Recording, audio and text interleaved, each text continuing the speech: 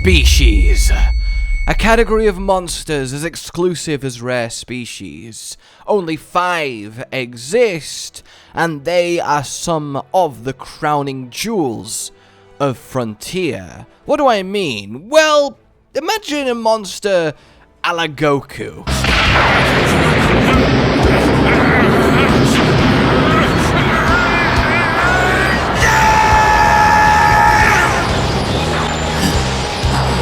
Or a more literal example.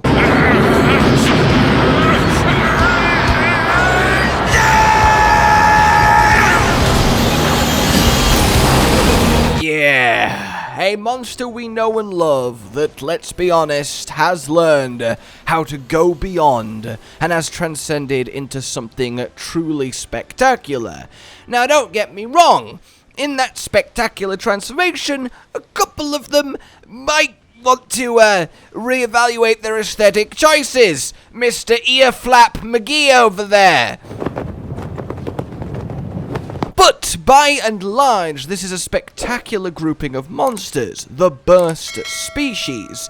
Each of them rare and powerful, and a lot of them based on the combination of a monster and a tool or implement or useful object. For example, Varusaburosu, who we will get to, Mr. Demon Flame Diablos, is a Diablos that combines with a stove. No, don't ask me why that creates this hellspawn that you play Cactus Ball with, but there we are.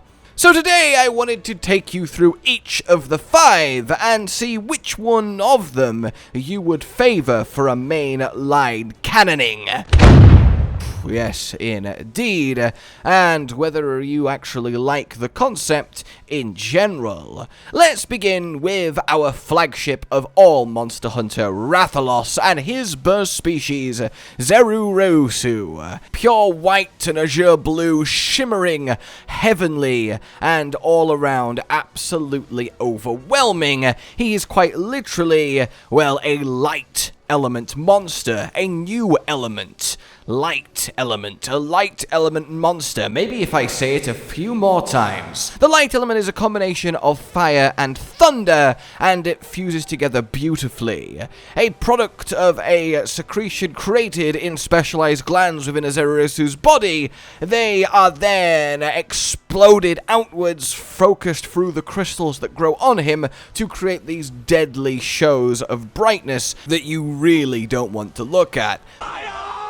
Basically, it's God Laser Rathalos, and it's very, very cool. And yes, it's at this point that I will say that all the burst species definitely fall into the category of over the top. Definitely fall into the category of maybe a bit much, but they all also fall into the category of there's some really cool ideas going on here that I think very much should never be completely forgotten, or at least are certainly ripe for recycling and then upcycling into mainline. So he is incredibly fast, he is incredibly powerful. These are all Elder Dragon level monsters. I should mention they're all more accurately akin to rare species in that they're cousins of what they're based on. They're not a true transformation, as maybe the intro implied, but it was a good way of getting across the power levels here. They are very mysterious in where they actually are found, how many of them is them, how do they come to be, is it deviant-like in their uniqueness, or is it a more like subspecies found somewhere that are all like this, but what remains clear is somewhere in the Monster Hunter world, these guys exist as a very close relation to the monster that they're based on. So very much the easiest way to look at them is ultra powerful rare species Mark II, and I think that's definitely a lot of fun, or at least has the potential to be. So light element Rathalos, very, very neat. Now in Sunbreak, of course, we have Espinas. So let's talk about Espinas's burst species, Meraginasu, our bat-eared blind cave wyvern, who, while I think looks absolutely awful, That's disgusting. and I have no qualms in saying that, I really do not like how this monster, like, god dang, it's one of the ugliest, like, I can't put this across enough. Oh, but he is very interesting and certainly very neat mechanically. A counterpart to Rathalos, Espinas is the flagship of all Frontier, so he got a new element too, the dark element, to directly oppose the light of Zerureusu. So that is a combination of ice and dragon, and it is equally as potent. This monster is completely blind, so if you literally don't make noise, i.e. you don't unsheath your weapon, you don't step in the puddles of water in the cave, and yeah, if you step in a puddle, make a splash, he hears you and then he kills you, which is already quite cool. You can hide in bone piles in his arena that protect you from his attacks. You can actually decide who he goes on, because if you all just sheath your weapons and then be quiet, well, he no longer has a target to go after. If he kills who he's after, who's making the most noise, he literally targets specifically who's making the most noise. Once they're dead, if everyone else just shh, he will calm down again. His introduction brought a new skill which made monsters target players using it, and you got bonuses in return. So definitely the Black Drill Wyvern has a lot going for him, at least when we're not thinking aesthetically. Next up is Tigrex, who becomes Diorekkusu, a magnetic monster who really turns it up to 11. Using electromagnetism, he attracts particles to his body, and they slot on like armored plates that you can chip off. See, truly he is not blue. That is the color of his extra protection. Underneath he is a dull gray. Coloration drained. This Tigrex is all about electromagnetism, the thunder that produces, and, well, of course, the push and pull from it too, as he uses it to both protect himself and destroy his enemies. It has big old electricity beams, it's very, very fast, it's got the explosions, and it's a big fan of areas dense in ore, as it can harness them well enough with its magnetic electrical powers. It's a really nice take on Tigrex because, look, Tigrex is a heavily physical monster, and that's why Molten works so well too, because keeping that charge power, but adding in a little elemental twist, really kind of sets it off. He has massively powerful roars as well as Tigrex does, enhanced with his thunder, and indeed he is the thunder roaring wyvern, and I would love to see what happens if he was to throw down with a Molten, but as it stands, yeah, he is definitely one of my favorites of the burst species, though perhaps the least interesting fight mechanically of the 5 of them.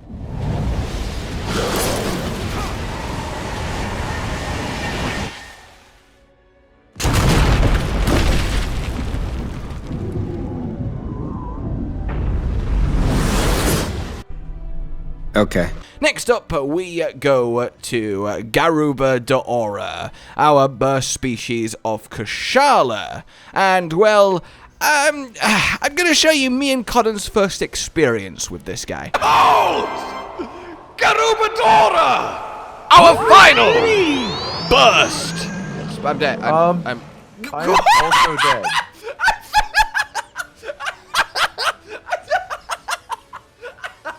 Yes, indeed. Well, I think he also falls into the camp of, with his random crystals sprouting everywhere, he's also not too bad. A shining golden splendor Kushala with refracting prisms adorning him. And while he does not use a new element, he's very much brightness-based. He is the gold dust dragon, and he can quite literally create a intensity of illumination so strong that it is a guaranteed death no matter what, unless you protect yourself from it by being in the eye of the storm right next to the beast. That is very neat. It's a little bit MMO-y, a little bit mechanically, a little bit Safijiva behind the rock or Behemoth behind the rock, but hell, we have that in main Monster Hunter. Those type of mechanics is definitely something that is willing to be explored, and I think it definitely is fun, having this moment of everything getting brighter and brighter and brighter as you are forced to sprint towards the monster creating it is really, really neat, and of course a shining splendor golden dragon is always fun. Just look at cool. cool.